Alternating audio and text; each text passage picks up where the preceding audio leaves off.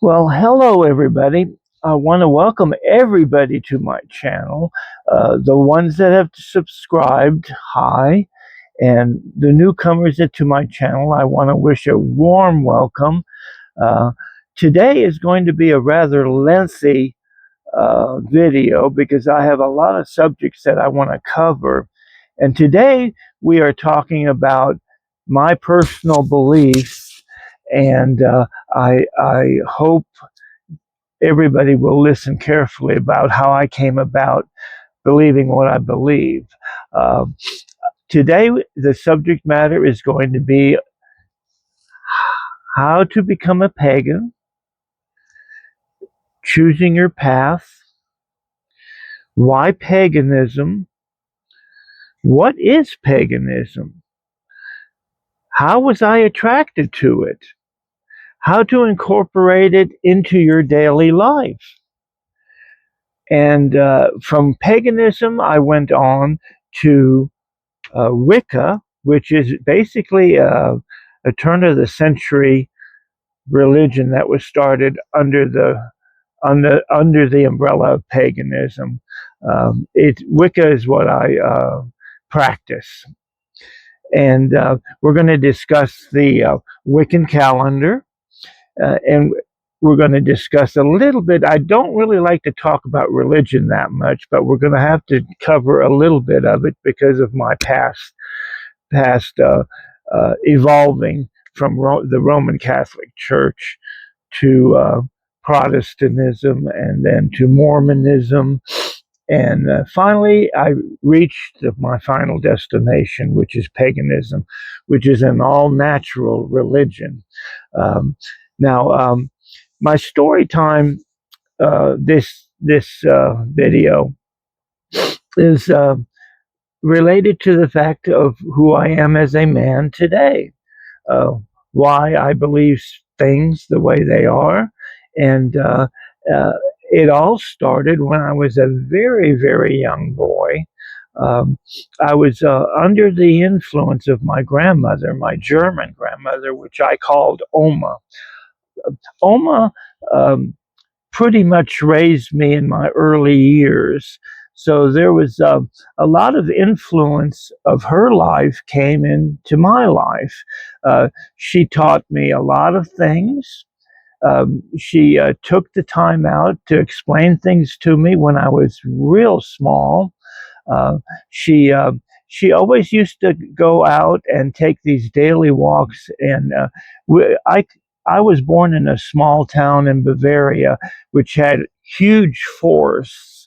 I mean, you could get lost in forests around my hometown.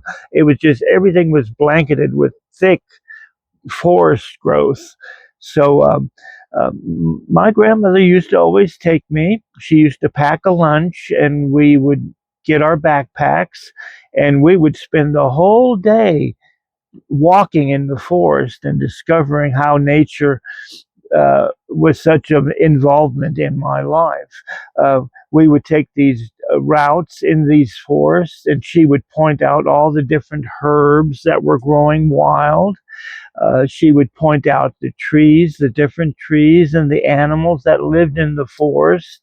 And so this was always a fascination with me as a child, because my grandmother had a great influence on me because she was such a sweet lady. She, in my eyes, she could do no wrong. She was a beautiful soul, and she imparted that spirituality onto me as early as the age of 3 and 4. And then, of course, I had the blessings of being under her umbrella. She would teach me things about the different spirits in the forest, and she would talk to me about uh, the animals that lived in the forest, what plants to stay away from that were poisonous, and what plants were good for your bones and what plants were good for your health and to help you sleep better at night. Uh, because in her world, she learned this from her mother and her father. And of course, that was brought down from generation to generation until she was teaching it to me. At the time, I didn't know it was a lesson she was teaching me, but this is the way she was. She was very, very compassionate about what she told me, and she would tell me many, many different stories relating to her childhood and what they told her. So I have an in-depth wisdom in me from many generations of the past that have passed this down to you.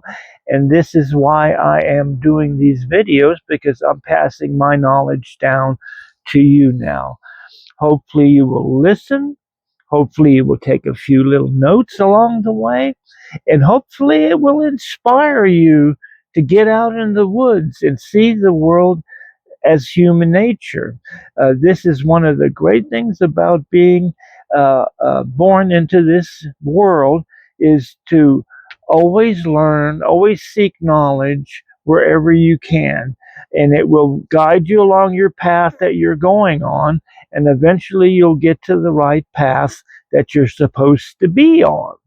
Okay, I hope that was a good story time for you. It gave a little background as to what I'm going to be talking about today, especially when I was growing up. Now, my grandmother was not pagan; she was a Roman Catholic. She, she from the get-go, she always tried to tell me stories about the saints and the different stories in the Bible, and where it would teach me a lesson on how to be a good person. Oh, she was a very devout Catholic, but along with her devout Catholicism, uh, also came the paganism, because that's the way she was raised. So there was kind of an intermingling of what was going on. She was born into the Roman Catholic Church, and she died in the Roman Catholic Church. She had her last rites when she passed away, and and I do not say anything bad about her beliefs, because everybody has their own set of beliefs, and everybody should be free to, to express your own beliefs. So now, in my life, um, for some strange reason, when I was a child, the Roman Catholic Church just did not stick with me. Uh, I just didn't see it the same way my grandmother saw the Roman Catholic Church, because I saw the Roman Catholic Church as being more controlling and, dictating your life and trying to get that money in to make the bishop rich, that sort of thing. So I was totally, as a child, I was totally turned off to Roman Catholic Church.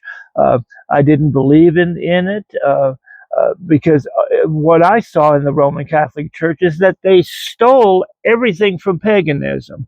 Everything in the Roman Catholic Church was set up because of some kind of pagan belief in the background. So they were not the answer for me, and it took me almost a complete lifetime to understand my involvement or re-involvement, because from the Roman Catholic Church, I was exposed to a lot of Protestant churches because of my mother marrying my stepfather. He was Protestant. So there, I ended up in the United States, where I was exposed to a lot of Protestant churches, and that includes Methodists, that includes Baptists, that includes Mormonism, although they are on the fringe of the Protestant church. Um, I was exposed to a lot of different religions, and I got involved with them for study purposes, because I was searching. I was searching for what was the true meaning of being spiritualistic.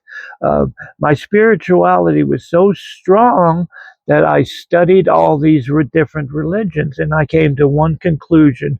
I needed to go back to the basics where all these religions came from, the basics of paganism.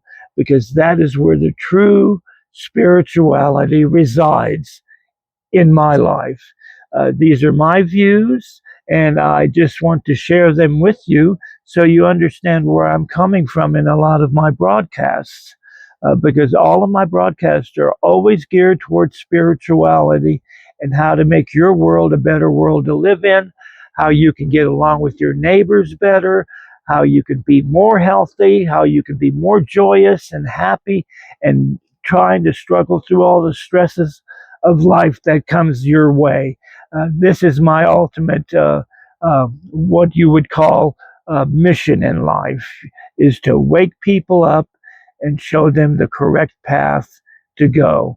Paganism is my path that I've chose. You may choose a different path, and you have free will. You're able to do that because uh, Mother Goddess and the Godhead, which is male and female, they have given you the wisdom and they have given you the right circumstances to where you can choose your own path in life.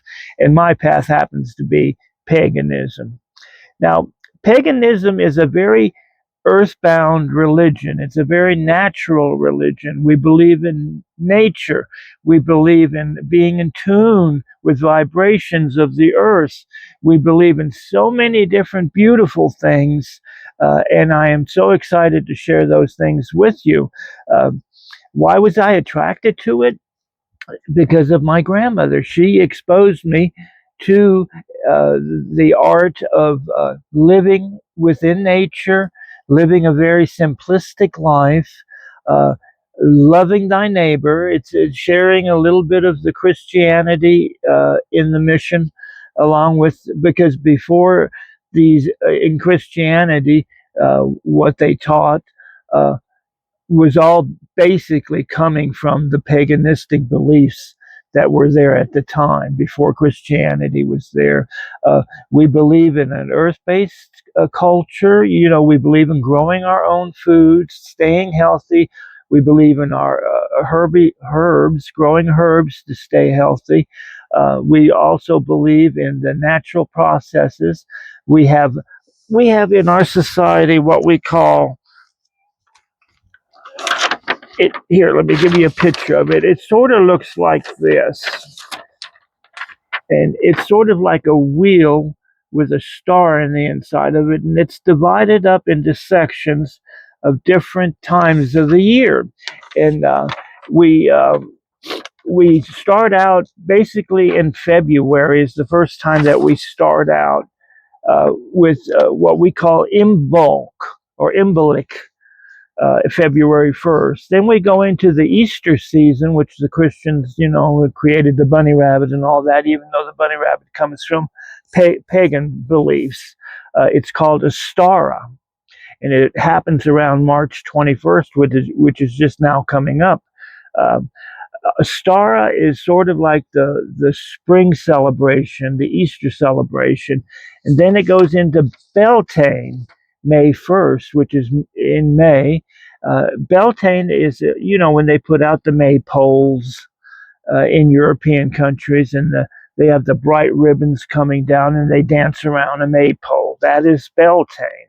Uh, then we have June 21, which is the Lissa, and then Lamos, August 1st, Maborn, September 21, and Shahaim, which we all call Halloween. Shamhain is October 31st, and it's the time that the veil is thinning, and the spirits can contact us much easier than the rest of the year. So, of course, the Christian church has turned it into Halloween. And then we go into December 21. What was December 21? Well, it's generally around what the Christians call the birth of Christ, you know, Christmas. But we celebrate it on the December 21st. It's the equinox. It's the winter equinox, and we call it Yule. And then after that, we go back and start all over again with February with Imbolc. Um, and that is our calendar year. the Wiccan calendar year that was created back in the 1800s by Gardner, which you aren't probably familiar with. But I want to bring up right now some of my favorite books that might help you get through this. If you want to study more about paganism, this is a great book to have right here. The title of it is called A Pagan Testament, and it's a literal heritage of the world's oldest new religion. It's a great book to get a basic foundation of what paganism is all about, and I recommend people look it up. It's the author is Brendan Myers, uh, or I think you would call it Brendan Myers. Yeah, Brendan Myers. He wrote this book, and it's a fantastic book to have in your collection. Always remember to read as much as you can about paganism because there's so many books out there about it. Now, this one here, if you're a Christian, which a lot of my audience is Christian, um, uh, this is a good book to have. It was the author is Robin Lynn Fox, and it's called Pagans and Christians. Let me get it closer. It's called Pagans and Christians, and just a great book to have in your library because it'll explain the differences between pagans and Christians, and where Christians mostly got their idea was from paganism. And finally, this other book here, if you're wanting to get into Wicca, which is what I believe in, now it is a religion and it has basic principles that you have to abide by. One of my favorite basic principles in Wicca is called the Rede, and that Rede specifies that whatever your belief system is, when you join the belief of Wicca, you do no harm to nobody. No harm. You are a good person. It grows on spirituality. And this is the handbook on Wicca. This is what it looks like. And it's basically the foundation of what Wicca means and what it is. And it's the author of this book is Eileen Holland. She does a fantastic job in explaining things to you in a simple way that you can understand if you don't have a Wicca base or a background. This is a great book to have in your library collection. So I hope you enjoy that. Now we're going to go on because in Wicca there are basically a lot of it sets its rules and regulations down to the way you should live. It doesn't tell you how to live your life, but it's so more of a guide than anything else. And Wicca practices rites to attune ourselves with the natural rhythm of life forces marked by the phases of the moon and the seasonal quarters and cross quarters on the Wiccan calendar, which I just explained to you. We have full moons, we have partial moons, we have eclipses. We just experienced a red blood moon yesterday. Um, this is one of the principles that guides the faith of Wicca. We seek to live in harmony. We seek to live in harmony with nature in an ecological balance, offering fulfillment to life. We acknowledge the power greater than the average man. We see the supernatural world within man. We see the masculine and the feminine. Where there's a God, there's also a goddess. It's a balance of nature. This is what we always strive for, the balance of nature. We recognize the spiritual world and the worldly plane. We do not recognize any authoritarian hierarchy. Uh, we honor those who teach respect with our elders who share great knowledge and wisdom. In the Wicca faith, our elders, the older you get, the more wisdom you accumulate. So we really look up to our elders to guide us in our Wiccan beliefs. We do not recognize any authoritarian hierarchy like the Catholic Church, with the Pope. We don't recognize any of that. We seek magic and wisdom as a living being. We believe in witchcraft and the Wiccan way.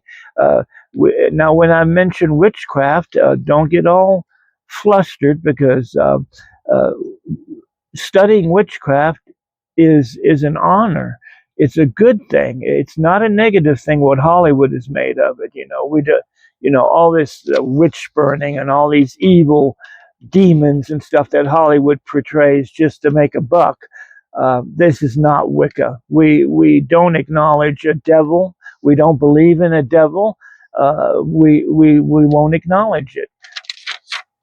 There's just so many things to learn in this video that I'm hoping you are writing a lot of this down, because it's so much knowledge that I'm bombarding you with.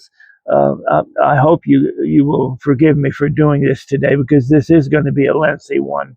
We also believe in all the ways of all beliefs. We believe in controlling the forces within us.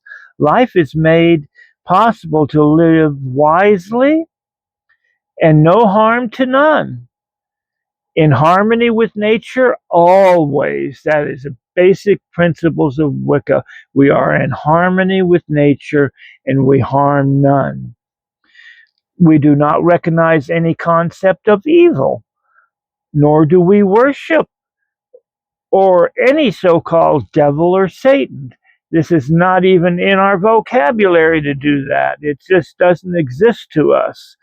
We believe in paganism, and we do recognize all other religions. We do well. When I say recognize, we do recognize them to choose their own path. So whatever religion you are, that is your right to choose your path. But we, as a Wiccan belief system, do not recognize any other religions. Okay, that's why I don't like talking about religions, and this will be probably the only time that I will ever talk about religions, as I have in this video, because we just don't believe in anything else but Wicca and paganisms. We do have a strong belief in our nature for our health and well-being. We use herbs to make our bodies strong, so our spirituality is strong. It's just they go hand in hand. Taking care of your temple, your body, it goes hand in hand with living a best life you could possibly live for your spirituality. Now, in Wicca, I don't know if you can see this or not, but I have a little pentacle on my jewelry right here. This is a pentacle. It's sort of like a star. A lot of people confuse it with the Star of David in the Jewish belief, but it's not that. It's a different pentacle. Our pentacle, um, it's pretty old. It goes back to Mesopotamia around 3,500 BC. Uh, the Babylonians created the pentacle because they were Babylonians and the Sumerians. They're one of the oldest settlements that goes back so far. So you're talking about 5,000-6,000 years ago when they were using the pentacle. Okay, in their rituals, people wore them around their neck to ward off evil, and basically what it represents is just it represents all the earth elements, air, water, uh, the land. It represents um, the fire of the earth. It represents metals, wood. It depends on which kind of pinnacle that you have. That people have put different meanings into it, but that's basically what it represents: the 5 points of our earthly existence. It's sort of like the five senses that we have: sight, sound, smell, taste, and touch. Those are the five principles in the Wiccan faith. Now, I already went through the calendar of Wicca, which is the different seasons and the different times of year, the different because we're on a spring, summer, fall, winter, and then we repeat the cycle all over again. And within those four cycles of seasons, we have our rituals. Do our celebrations in those four seasons that we have. Um, Now, tip of the week. Since we're talking about paganism, there's a big item in paganism that we all have in our homes, and that's called an altar. An altar is sort of an area in your home where you give blessings, you receive prayers. It's not a worship. We're not worshiping these idols or nothing.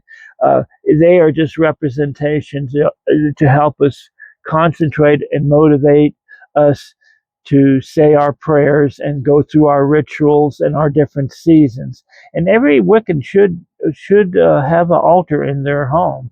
And well, one of my next uh, videos is going to be on how to create your own altar in your home. I'm going to get up and show you my altar. Okay, so if you could just take a quick look, my altar is over there where that tree is. The tree of life, and then I have my altar.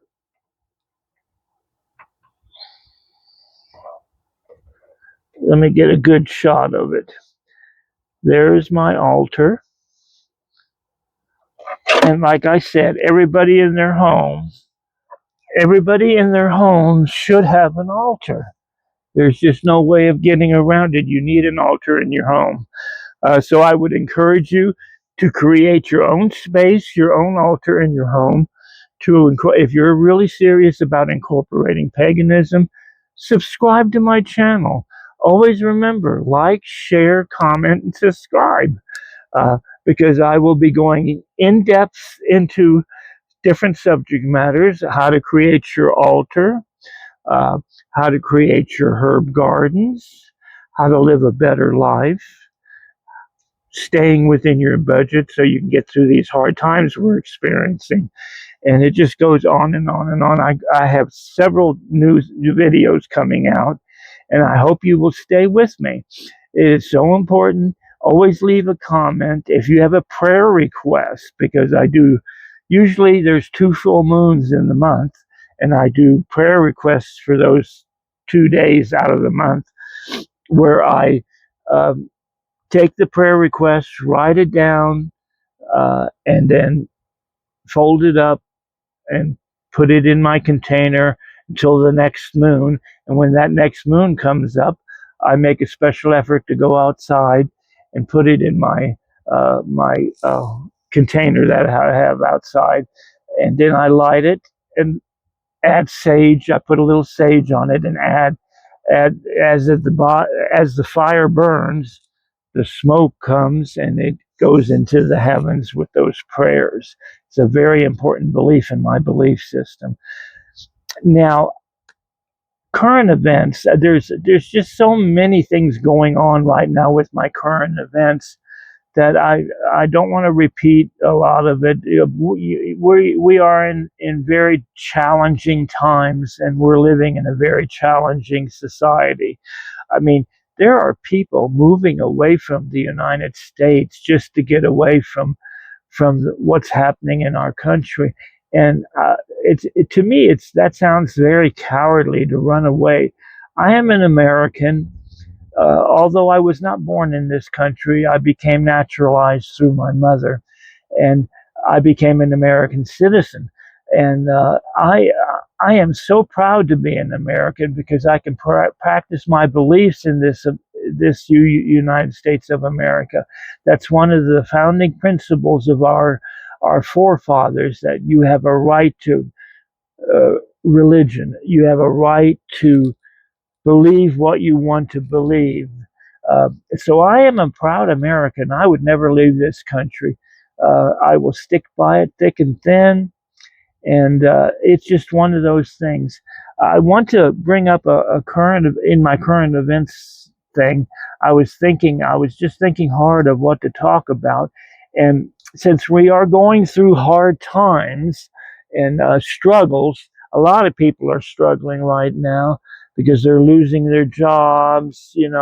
The grocery bills are getting bigger, and it's just one of those things where you have to always be ahead of the game. What I mean by that is plan ahead. If if you are in a position where you're not having a lot of income coming in, or you lost your job, there are ways of combating that. Uh, Go out and whatever subject matter you are passionate about, try to work it into your daily life to where you can be passionate and you can start a side hustle to help you through these bad financial times. Uh, I have a side hustle. I sell a lot of stuff on Macari, which is sort of like a website. It tells you that you can make extra money. Now, you're not going to get rich overnight. It's just to get you through the hard times, which brings in a little extra money every month, and it'll help you survive these. I don't want to really call it a recession, but if we're heading towards a recession, it's a good idea to start that side hustle so you can have extra money coming in. Whatever you're passionate about, start. If you love growing plants, start selling plants to your neighbors. If you're passionate about food, start creating food and selling it to different people. There's always some way to survive hard times, and the spirit that's inside of you will guide you your way, and you will be okay. I would like to say that right now, I know a lot of people are struggling. So if you do have prayer requests, leave them in the comment section and I will take care of it from there. I also want to mention the fact that I am starting, believe it's coming up next week. I'm going to start posting twice a week. That'll be on a Wednesday and it will be on a Sunday. So you'll be able to see me twice a week because I do have a lot of information to get out to people, and I want to make your lives much better. My sole purpose in life is to put a smile on your face, to make you healthier, and to make you happier, and to so you can live a more joyful life with my all the wisdom I've accumulated of my 73 years. And by the way, March 20th, I will be 73 years old. So I definitely want everybody to hear my messages as I continue on with this. I know I have a tendency to rattle on sometimes, but it's important to listen to the words that I'm saying because they will help you get through these hard times. And I do this out of the love of my heart. I do not make any money whatsoever by doing these videos. I'm not monetized. I don't make any money. I'm getting this word out because of the joy I want to bring to your life so you can live a better, more spiritual life. And that is my goal, my only goal in this world. Have a great week that's coming up. Bye bye. And I love you all very much. Blessed be.